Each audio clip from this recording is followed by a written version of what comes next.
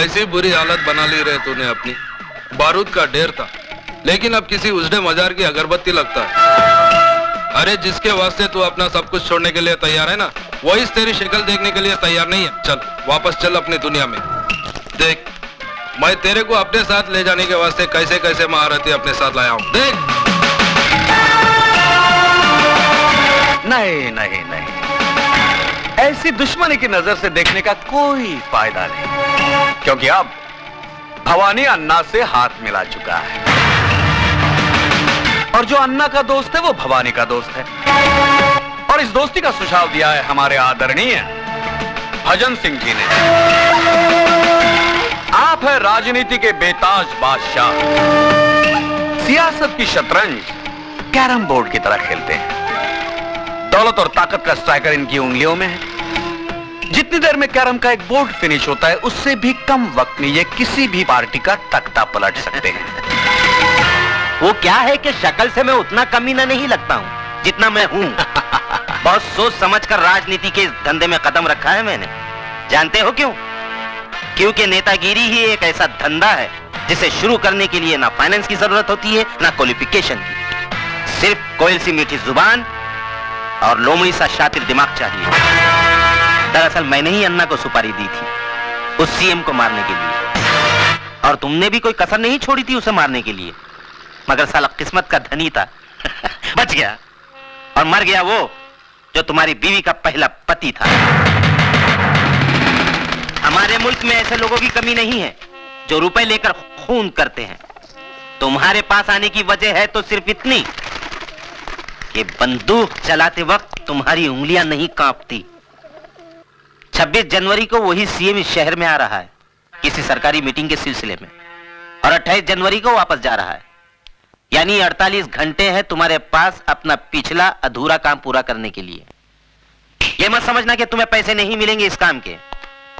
इतनी रकम मिलेगी, जिंदगी भर ऐश करोगे ऐश। यह मशीन गन दिखने में बहुत छोटी है, लेकिन इसकी गोलियां बहुत दूर तक जाती हैं बिना आवाज किए। उठा लो इसे, इसका गला बारूद उगलने के लिए मचल रहा है। सोच क्या रहा है शिवा? तेरा मनपसंद खिलौना तेरे सामने पड़ा है, उठा ले इसे। उठा ले शिवा, उठा ले।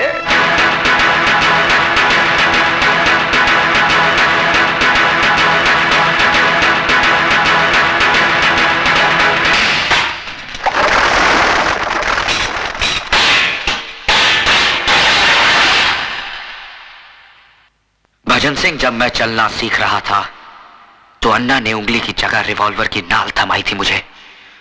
बड़ी मुश्किल से अपने हाथों से बारूद की बदबू धोई है मैंने।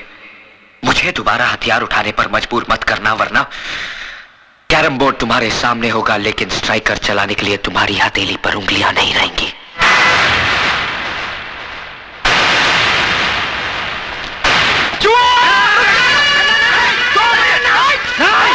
पागल हो गए हो? तुम्हें तो खुश होना चाहिए अन्ना,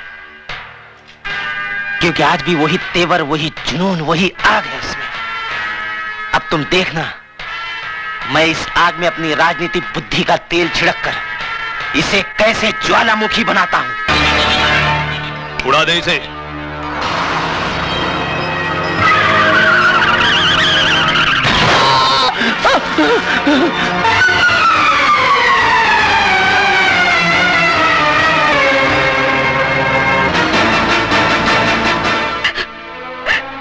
भाभी, ये सब कैसे हुआ? पता नहीं, ऑफिस से घर आ रहे थे, अचानक कार उड़ाकर चली गई। एक्सक्यूज मी, केस बहुत सीरियस है, हमें दूसरे अस्पताल से सर्जन को बुलाना होगा। आप 30-40 हजार रुपए जमा करवा दीजिए। 30-40 हजार रुपए? इतने रुपए कहाँ से आएंगे? आप फिक्र मत कीजिए, महेश भैया के इलाज के लिए मैं अपना कराच तक भेज दूंगा। साहब इसको मत तोड़िए साहब, ये हम गरीबों की रोजी रोटी है साहब। मैं आपके हाथ जोड़ता हूँ, पैर पड़ता हूँ साहब। तेरे को बोला ना बीच में नहीं आने का, नहीं तो तू भी भूखा हो जाएगा। चला यहाँ से। नहीं मिस्टर, खबरदार जो हमारे काम में दखल देने की कोशिश की तो मैं समझता हूँ। तुम्हारा ये गैरेज अनऑथोराइज है और इसका डिमोलिशन ऑर्डर है हमारे पास। ये देखो। मगर साहब एक ड्राइवर, बुलडोजर चला दो। तोड़ दो सब। मैं कहता हूँ तोड़ दो सब। हटो इधर से। मेहरबानी।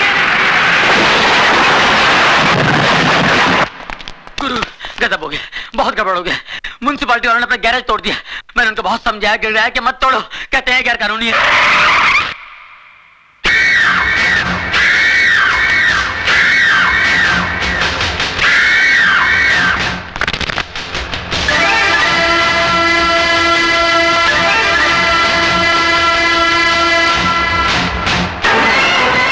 कदरदान है कोई माइकलाल जो अपने बाजुओं की ताकत आजमाना चाहता है? अरे है कोई जवान जो इस फौलाद से टकराने की हिम्मत रखता है? अरे है कोई जवान? मेहरबान कदरदान जो इस पहलवान को हराएगा वो 20,000 रुपया कमाएगा। अरे है कोई मर्द? मैं लड़ूंगा। हाँ मैं लड़ूंगा। तू लड़ेगा? मैं लड़ूंगा इस मिट्टी के लाल से। ठीक है, आ अंदर आ, आजा। हाँ कपड़े बदल के आना।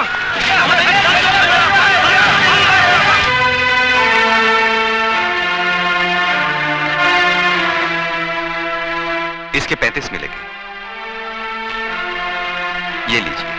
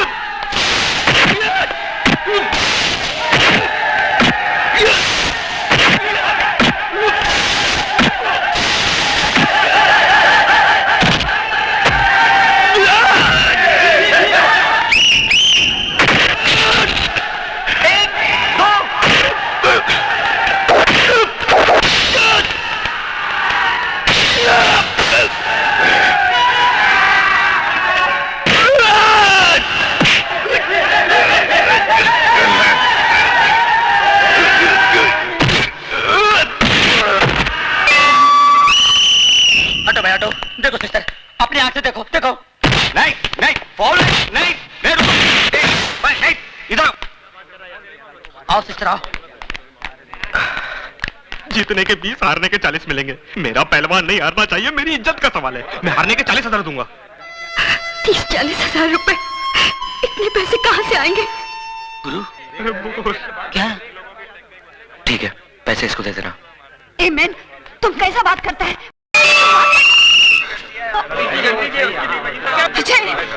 पूरे 40 गिन ले।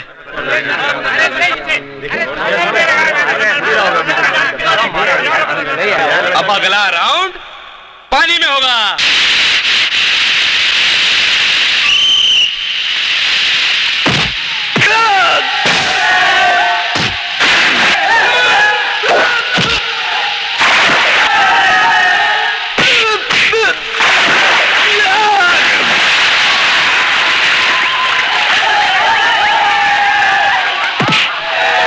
पैसा दे दिया है बाप, मारने के लिए नहीं, मार खाने के लिए। हो ये डिपॉजिट के पैसे। अब इसकी जरूरत नहीं है मैडम, आपके पति ने तो पैसे भिजवा दिए हैं। क्यों लिया आपने पैसे? जी, आपके अस्पताल में मेरा भाई एडमिट है, मेरे पति का। सुधा, ये कैसा बात करता है मैन? तुम पैसा तुमने दिया, अजय ने दिया, एक ही बात है ना? नहीं मिस्टर डेविड, बहुत फर्क है। क्या? इधर आओ मैन, क्या हुआ है? तुम हस्बैंड एंड वाइफ में क्या टेंशन चलता और किस बात का झगड़ा है? हाँ, अरे अजय तो कितना अच्छा छोकरा है, तुमको तो अपना तकदीर पे नाज करना मांगता। लोग अपनों के काम नहीं आता और अजय तो दूसरों का वास्ते अपना जान देता है। मिस्टर डेविड, वो जान देता नहीं, जान लेता है। मेरे भाई के इलाज के लिए उसने जो पैसा डिपॉजिट किया है, न जाने किसका खून बहा के लाया है वो। हाँ, खून तो जरूर बहा है।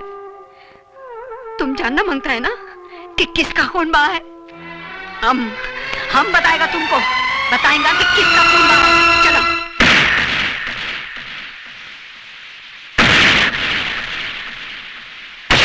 हटो मैन, देखो अपना आंखी से देखो कि किसका खून बहाता है।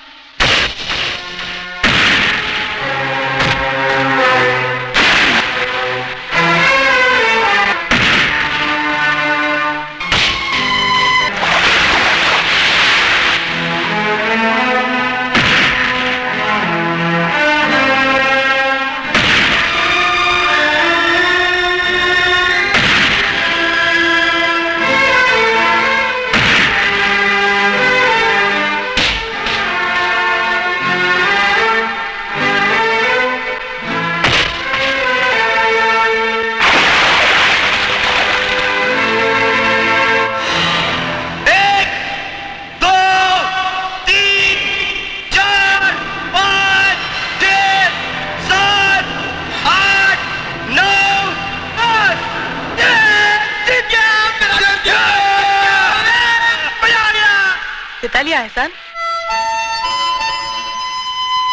क्या समझते हो तुम? चंद खतरे खून के बहाने से तुम्हारे सारे गुनाहों के दाग धुल जाएंगे?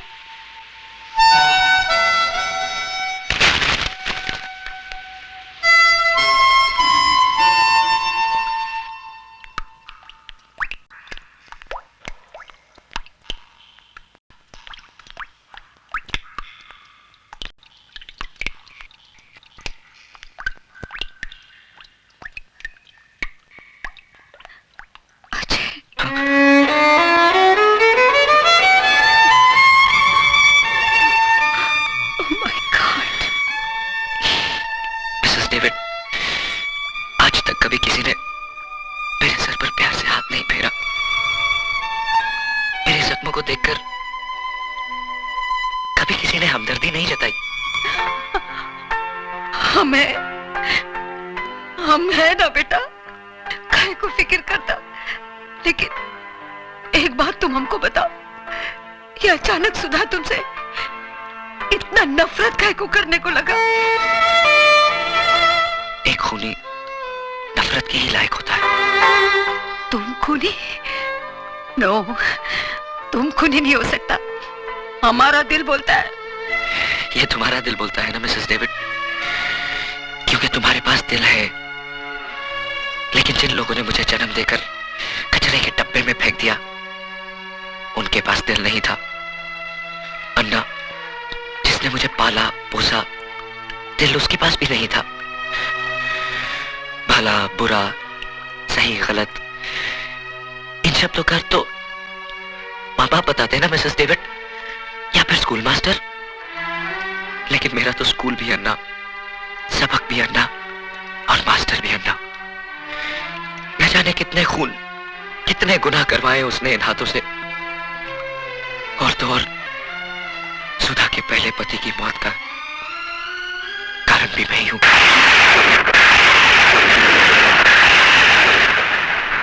मैं आपके साथ नहीं जाऊंगी भाभी। कैसी बातें कर रही है तू? आज करवा चौथ है। आज के दिन तो हर औरत अपने पति की लंबी उम्र के लिए व्रत रखती है, और तूने व्रत नहीं रखा। आपके इस सवाल का मेरे पास कोई जवाब नहीं भाभी। लगता है अजय से कोई तेरी खटपट हो गई। लेकिन पगली, नाराजगी का मतलब ये नहीं कि तू अपने संस्कारों को भूल जाए। सच पूछ, तो मेरा व्रत भी अजय के दम से है। अगर वो तेरे भैया की जिंदगी नहीं बचाता, तो शायद तेरी भाभी के शरीर पर सुहाग का जोड़ा नहीं होता।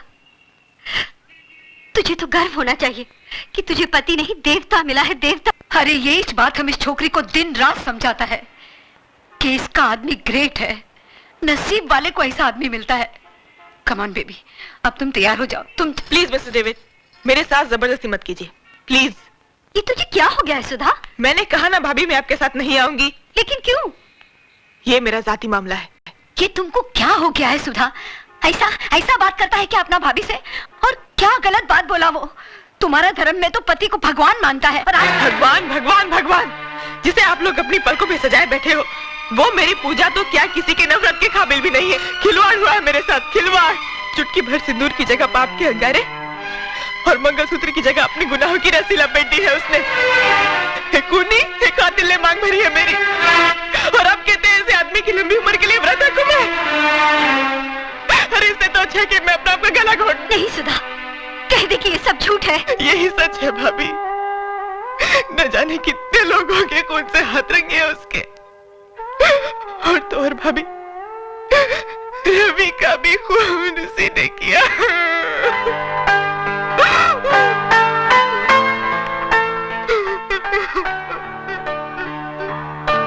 सुधा, हम तुम्हारा तकलीफ को समझता, क्योंकि हम भी ऐसा पेन से गुजरा। तुमको क्या लगता हम रात दिन ये डेविड डेविड काहे को करता? क्योंकि आज हम